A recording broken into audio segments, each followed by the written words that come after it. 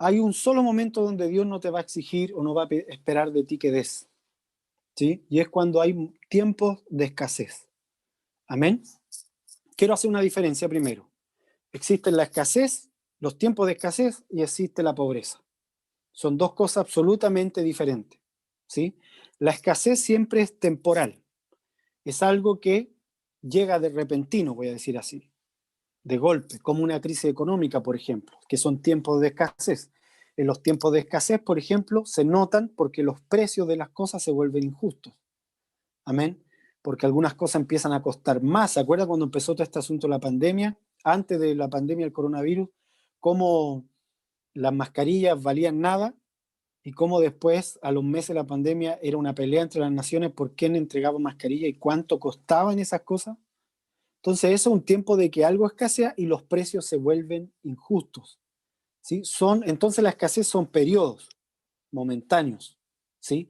Y cualquiera de nosotros puede vivir un tiempo de escasez, ya sea porque el diablo esté atacando a una familia, la introduce un tiempo de escasez porque empieza a aportillar, voy a decir así, su finanza, ¿sí? Y entonces, ¿cómo se rompe eso?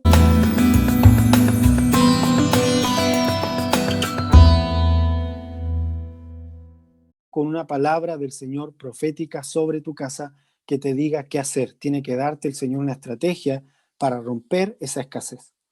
Amén. Eso si el diablo te está atacando. Pero si no es el diablo y si es Dios el que está tratando con tu corazón, porque eso también puede ocurrir, que Dios esté tratando con nuestro corazón. Puede que haya orgullo en nuestro corazón. Puede que todavía estamos sirviendo a Mamón, voy a decirlo así.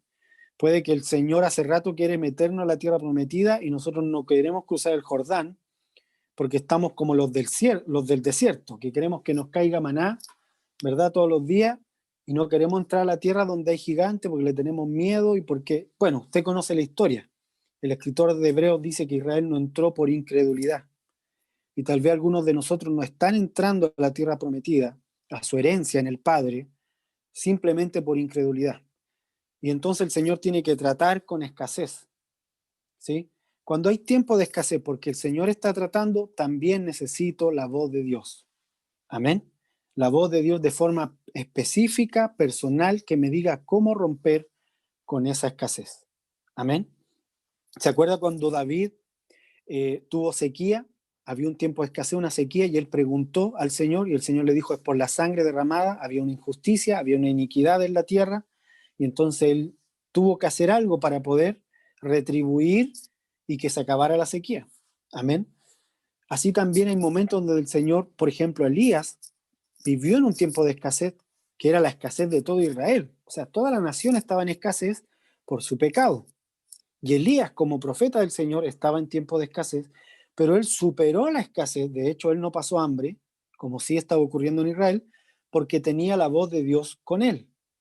Amén. Entonces, en tiempos de escasez, hay que echar mano de la fe. Amén.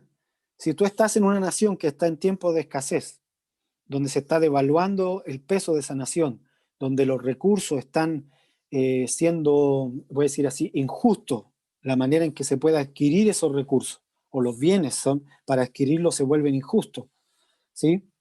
Si estás en un lugar así, tu llave para poder vivir, sobrevivir, voy a decir así, pero tu llave va a ser siempre una voz profética del Señor sobre ti. Amén. Recuerda que Elías fue llevado por la voz de Dios al arroyo, ahí tuvo agua, ahí los cuervos le trajeron pan, ahí comió carne, ahí el mejor alimentado era Elías mientras todo Israel estaba en crisis. Luego cuando eso se acabó, el Señor lo llevó a Sarepta y allí multiplicó el Señor todo lo necesario para que Elías siguiese teniendo.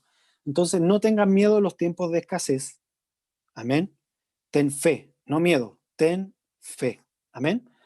Pero cuídate de que ese tiempo de escasez no sea sobre tu casa por un trato del Señor. Porque si es eso, entonces debes poner tu corazón delante del Señor para que Él te diga qué hacer. Amén. Segundo, la pobreza es distinto. Porque la pobreza no es algo esporádico, es algo que es recurrente, recurrente, recurrente, recurrente.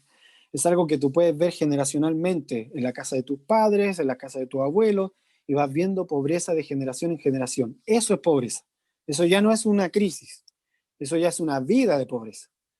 ¿Y qué es lo que la Biblia dice acerca, o qué es lo que el Señor decía acerca de la pobreza? ¿Cómo se vence? Cuando el reino viene a una casa. Tiene que ver con un cambio de mentalidad, tiene que ver con empezar a vivir como hijo de Dios, no como esclavo. Por eso hice tanto énfasis en que el ofrendar y el diezmar no es por miedo a una maldición, porque así operan los esclavos dan por miedo. Amén. No se trata de eso, se trata de que seas hijo, de que lo hagas voluntariamente, que lo hagas con gozo. Así funcionan los hijos. Amén. Entonces, cuando tú operas como hijo, el reino de Dios empieza a manifestarse dentro de ti. Amén. La pobreza se rompe cuando el reino de Dios viene a la casa.